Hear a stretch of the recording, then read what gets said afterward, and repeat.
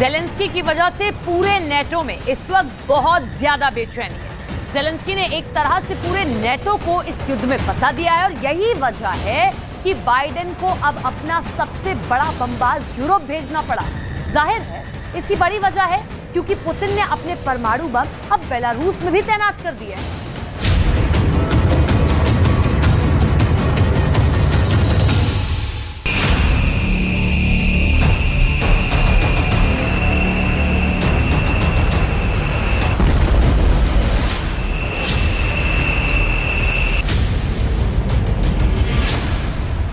चार शक्तिशाली turbo fan इंजनों की मदद से 30,000 पाउंड से ज्यादा के थ्रस्ट के साथ मैक 1.6 की रफ्तार से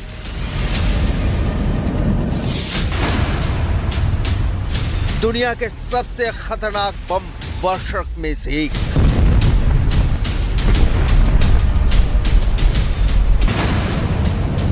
B-1B लैंसर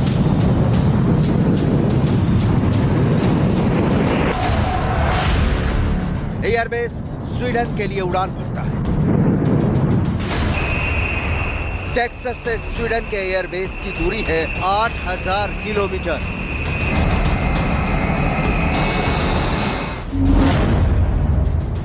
जून 2023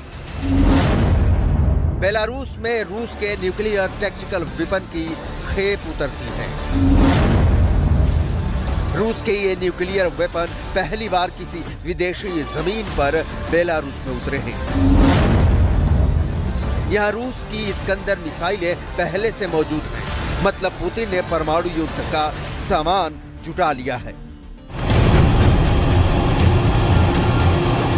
सवाल है अमेरिका या रूस, दोनों देश इस तरह से परमाणु हथियारों की तैनाती क्यों कर रहे हैं?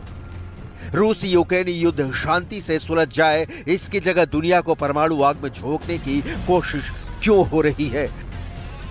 क्या ज़ीद और अहम की लड़ाई में इंसानियत फिर परमाणु बम का शिकार होगी? इन सवालों का जवाब किसी के पास नहीं है, क्योंकि अमेरिका रूस को चारों ओर से घेर रहा है। स्वीडन नेटो का सदस्य देश नहीं है और नेटो की सदस्यता के लिए अप्लाई किया है। फिनलैंड अप्रैल में नेटो में शामिल हो चुका है। ये दोनों देश रूस के कट्टर दुश्मन हैं। लिहाजा स्वीडन ने पहले से कह रखा है कि नेटो की ताकतें अगर उनकी जमीन पर नेटो के असलहे उतारना चाहती हैं तो इजाजत है। लिहाजा अब उतर रहा है परमाणु बम गिराने के लिए स्पेशली ट्रेंड बॉमर। रूस यूक्रेन युद्ध में अब परमाणु विस्फोट की तारीख आ गई है क्या? न्यूक्लियर बम कोई भी फोड़े, क्या परमाणु धमाका होकर रहेगा?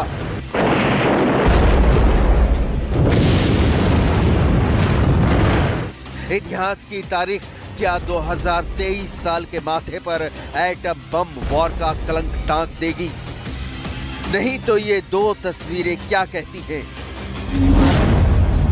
क्यों उतरा स्वीडन में अमेरिका का B-1 बम वर्षक? क्यों पुतिन ने तैनात किया बेलारूस में परमाणु हथियार?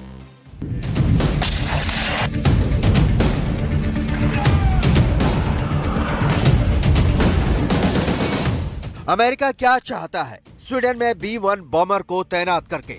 इसके पहले स्वीडन में आज तक अमेरिका का यह बेहद खतरनाक बम वर्षक कभी नहीं उतरा था और अब अचानक एक नहीं दो B-1 बॉमर स्वीडन में उतरते हैं। इरादा क्या है अमेरिका का? बाइडेन के फॉरेन पॉलिसी में स्वीडन का नंबर कितना है, इसके डिटेल आपको आगे दिखाएंगे। अभी तो अमेरिका का चमकता दबकता पावरफुल अति शक्तिशाली B-1 लैंसर की उड़ान देखिए।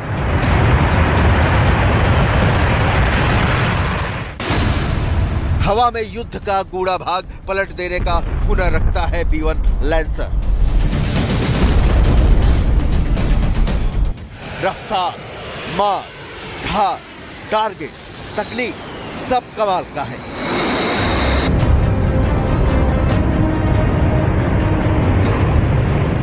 युद्ध में दुश्मन पर टूट पड़ने की काबिलियत वाले इस बॉमर को बाइडेन ने स्वीडन में क्यों उतारा, इसकी डिटेल भी आगे। पहले इस बॉम्बर की कुछ और खासियत देख लीजिए, क्योंकि स्वीडन में तैनाती के बाद मॉस्को नाटो के न्यूक्लियर अटैक की जद में आ गया है।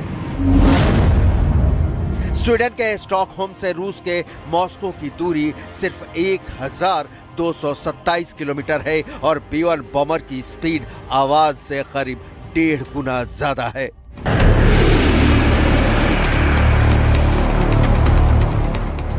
मॉस्को पहली बार नाटो के टारगेट पर नहीं है। युद्ध की शुरुआत से ही नाटो ने जाल बिछाना शुरू कर दिया था। नाटो के छोटे से सदस्य देशों जैसे एस्टोनिया, लातविया, लिथुआनिया तक में हथियारों की तैनाती की। ये सारे देश रूस के पड़ोसी देश हैं। नाटो स्वीडन को बस कुछ ही दिनों में सदस्य के तौर पर शामिल कर ले तो ये दुनिया भर में किसी को भी रत्ती भर आश्चर्य नहीं होगा। स्वीडन भी यही तत्काल चाहता है और जुलाई में लिथुआनिया में नाटो को जो समिट होनी है उसमें उम्मीद कर रहा है कि नाटो उसे सदस्य बनाने में अब ज्यादा देर नहीं करेगा। यही कारण है कि स्वीडन की जमीन पर अमेरिका ने B-1 बॉम्बर उतारा है। ये जताने के लिए, ये दिखाने के लिए कि स्वीडन के खिलाफ रूस की नजर बर्दाश्त के बाहर है। नाटो की ताकतें ही तो पुतिन की असली दुश्मन है, लिहाजा पुतिन भी तैयार है और तो और उनकी ओर से परमाणु बम की धमकियां आती भी रही हैं। लेकिन नाटो और रूस के बीच इस वक्त इसकी पकड़ मजबूत है और कितने पानी में है ये दिखाएं उससे पहले B-1 लैंसर की डिटेल देख लीजिए।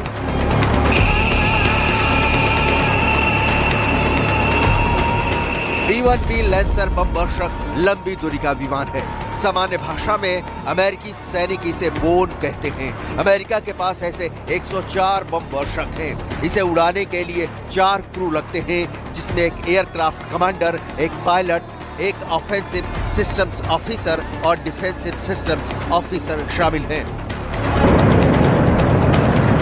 शीत युद्ध यानी कोल्ड वॉर के दौर की बात है, जब अमेरिका को एहसास हुआ कि उनके पास भारी मात्रा में विस्फोटक लेकर उड़ने वाले बम वर्षक विमानों की कमी है, जो दुश्मन देश रूस के अंदर घुसकर तबाही तो मचाए ही, साथ ही तेज रफ्तार से विरोधी लड़ाकू विमानों और मिसाइलों से बचकर भी निकल सके। और इसी कमी को पूरा करने के लिए जन्म हुआ B-1 बम वर्षक विमान का, जिसके अपग्रेड वर्जन को आज B-1B lancer long range strategic bomber के नाम से जाना जाता है। अमेरिकी विमान क्या क्या कर सकता है, तो अगर आपके मन में यही सवाल है तो हम यहाँ आपको इसका जवाब देने जा रहे हैं। मूल रूप से B-152 बॉम्बर की जगह लेने के लिए विकसित किया गया ये विमान अपनी तेज रफ्तार, ऊंचाई पर उड़ने और भारी संख्या में बम और मिसाइल ले जाने की क्षमता के लिए जाना जाता है। B-1B लैंसर व्यापक रूप से अमेरिका की लंबी दूरी की बम वर्षक सेना की रीढ़ माना जाता है। B-1B लैंसर विमान कुल 2,16,000 किलो से ज्यादा वजन लेकर उड़ान भर सकता है।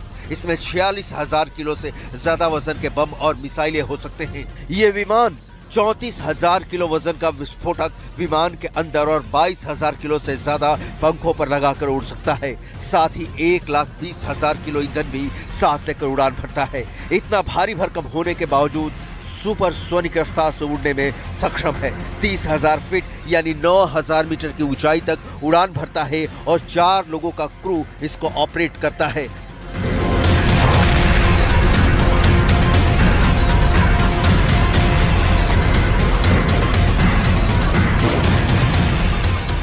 अमेरिका ने यूक्रेन को अब तक लाख चाहने के बावजूद लंबी दूरी का हथियार नहीं दिया।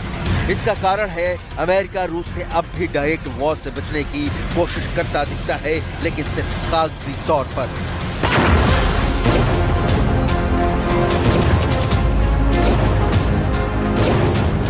जमीनी हकीकत यह है कि अमेरिका ने यूक्रेन को हथियारों से भर दिया है। अमेरिका ने अब तक यूक्रेन को सारे संभव हथियार सप्लाई किए हैं, लेकिन B-1 बॉम्बर की तैनाती दूसरे हथियारों की तरह आम नहीं है। अब तक 12,000 से भी ज्यादा उड़ानें भरकर सीरिया, लीबिया, अफगानिस्तान और इराक में अपने मिशन को अंजाम देते हुए तबाही मचा चुका है बॉम्बर। अमेरिका की इस खतरनाक बॉम्बर की तुलना रूस के शक्तिशाली Tu-160 बॉम्बर से की जाती है। रूस का यह बॉमर इतना खतरनाक है कि इसकी पहली उड़ान से ही अमेरिका परेशान हो गया था। रूस का Tu-160 स्ट्रैटेजिक बॉम्बर है। इसका मतलब यह बॉम्बर अपने बेस से हजारों किलोमीटर दूर तक उड़ान भरकर दुश्मन के इलाके में हमला कर सकता है। स्ट्रैटेजिक बॉम्बर लंबी दूरी की क्रूज मिसाइलों के साथ परमाणु बम भी दागने में माहिर होते हैं। इनका प्रमुख काम ही लंबी दूरी पर मौजूद दुश्मन के ठिकानों को बर्बाद करके अपने देश को रणनीतिक बढ़त दिलाना होता है। इस काम को करने के लिए इन्हें अमूमन एरियल रिफ्यूलिंग की जरूरत नहीं पड़ती है। ऐसे में टैंकर एयरक्राफ्ट को भी इस विमान के साथ मिशन में एंगेज होना पड़ता है।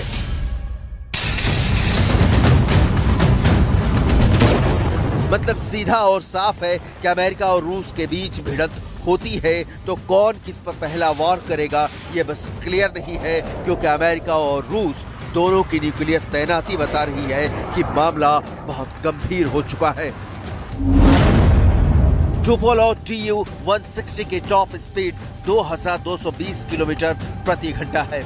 ये विमान 11,000 किलोग्राम के कुल वजन के साथ उड़ान भरने में सक्षम है। रूस की सेना में इस समय 17 Tu-160 स्ट्रैटेजिक बॉम्बर मौजूद हैं, जिन्हें अपग्रेड किया जा रहा है। तो एटम बम का शोर सिर्फ सुनाई नहीं दे रहा है, जमीन पर दिखाई भी दे रहा है। इतने बड़े बड़े हथियारों की तैनाती के बीच ज़ेलेंस्की डरे हुए हैं कि कहीं पुतिन ज़ैपोरिज़िया पर हमला नहीं कर दे। ज़ैपोरिज़िया के बारे में आपको बता दें कि यहाँ का न्यूक्लियर प्लांट रूस के कब्जे में है, लेकिन ज़ैपोरिज़िया शहर पर यूक्रेन की सेना का कब्जा है। दुनिया भर के कई एक्सपर्ट इस बात से बहुत डरे हुए हैं कि पुतिन हार की किसी मनोदशा में ज़ैपोरिज़िया न्यूक्लियर प्लांट के खिलाफ कोई ऑर्डर नहीं दे दे। बहरहाल पुतिन जमीन पर लड़ रहे हैं अपने टैंक और लड़ाकू विमानों के साथ, और अमेरिका लड़ रहा है यूक्रेन के साथ अपने खतरनाक बम वर्षक लिए हुए।